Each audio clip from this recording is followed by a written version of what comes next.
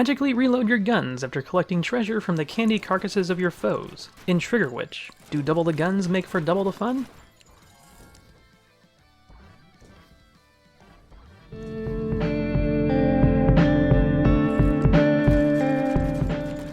Trigger Witch is pixelated and top-down, with looks and music reminiscent of some older Zelda games. The game is colorful, with a good diversity of environments and decent enemy variety.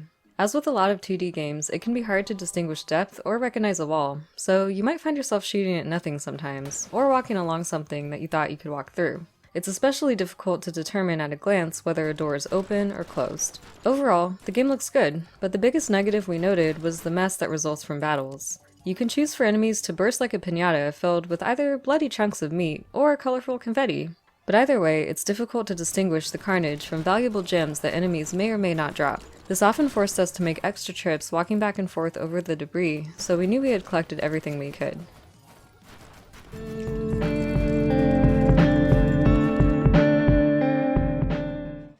Trigger Witch is a solid, though fairly standard, twin-stick shooter. You move with the left analog, aim with the right, and shoot with the trigger. As you progress in the game, you unlock a selection of weapons that you can switch between. Reloading in the game is unusual, in that it happens automatically after a certain period of time, but only when the weapon is holstered. When you run out of ammo in a given gun, your character will automatically switch to the default hand cannon, which has a shorter reload time and doesn't need to be holstered. This is essentially a cooldown system that encourages players to switch between weapons. Admittedly, it's annoying at first, when you find a gun you like and have to remember to manually switch to it after the cooldown period. But this is mitigated by upgrading the ammo capacity and reload speed, and becomes a non-issue if you find more than one gun that you like, and can quickly switch between them in fights. You can map up to 4 guns to the directional buttons for easy access. All of the guns are fun to use, and remain effective throughout the game, especially as you upgrade them. A couple of the weapons even have properties that help with obstacles in some of the dungeons, giving the game a bit of a Metroidvania flavor in rare moments. Beyond combat, the focus of the game is on navigating environments to find people or items that progress the story. The map almost always tells you where you've been or where you need to go. Each mission marks 2 or 3 different destinations on the overworld map that you can pursue in any order.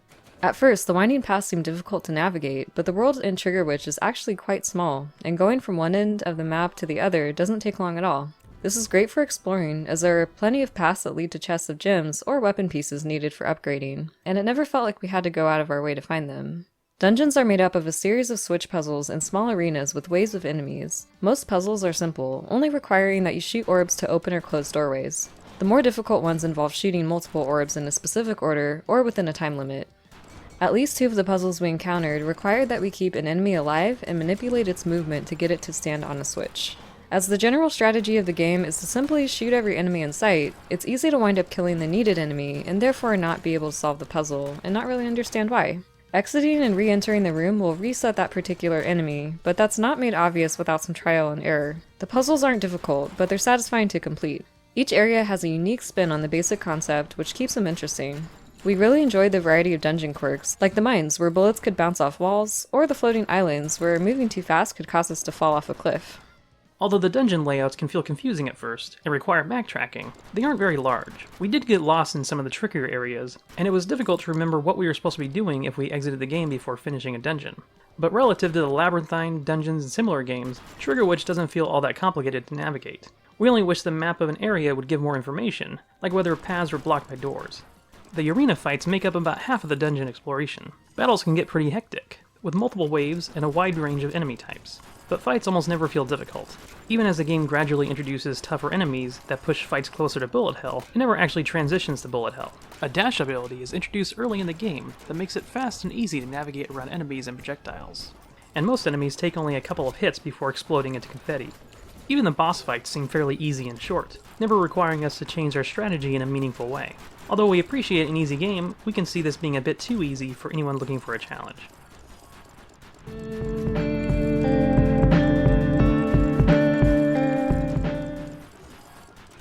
Trigger Witch supports drop-in, drop-out co-op. Player 2 controls a color swap clone of the main character, and shares all money and upgrades with Player 1. Player shares screen, which doesn't zoom in or out, resulting in the all-too-familiar tug-of-war. Neither player's movement on the screen is prioritized, but the barrier keeping the players together extends slightly off-screen, leading to moments of confusion where one player might lose track of their character briefly.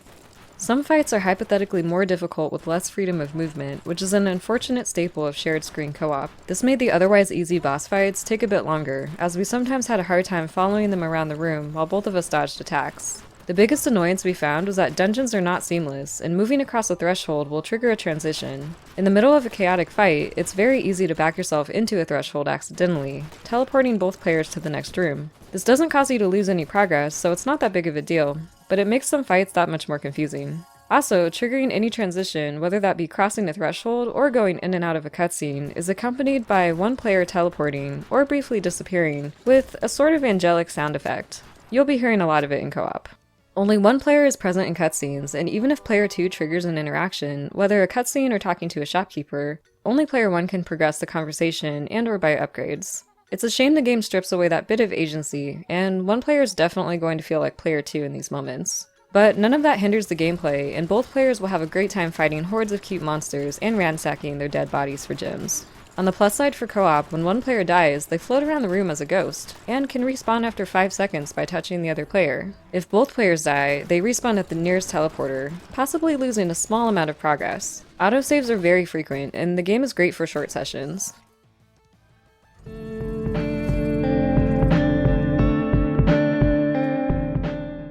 You are the daughter of the Grand Receiver, and a practitioner of ballisticism. Years after a mysterious portal transports an armory into Evertonia, magic has been completely replaced by a reverence for guns. On the day Colette graduates and receives her first gun, a man in black travels into their world, and Colette is tasked with finding out who he is and where he came from. The story of Trigger Witch is definitely a highlight. There's a surprising emphasis on character development, with several young witches eager to discover or decide where they fit in. The gun motif is present throughout, where belief systems and organizations are named in reference to weaponry, and there's some intrinsic humor in that, but it's actually central to the mystery that drives the story. It's not a very long or deep tale, but it's more clever than you might expect in a game whose title seems like an edgy joke. There is a jarring shift in tone near the end, but the actual ending is very satisfying, and thankfully doesn't spiral completely into goofiness.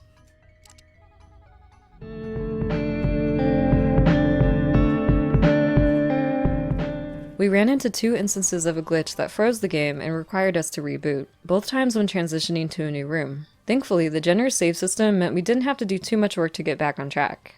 During conversations with NPCs, we could sometimes see character models twitching, as if the game couldn't decide which way they were facing, but at least that didn't affect gameplay. We didn't see any other technical issues.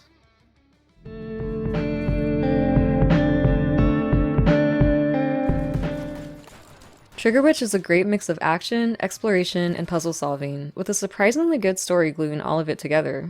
Some features make the co-op feel less inclusive and more annoying than it should be, but it doesn't detract too much from how fun or satisfying the game is to play.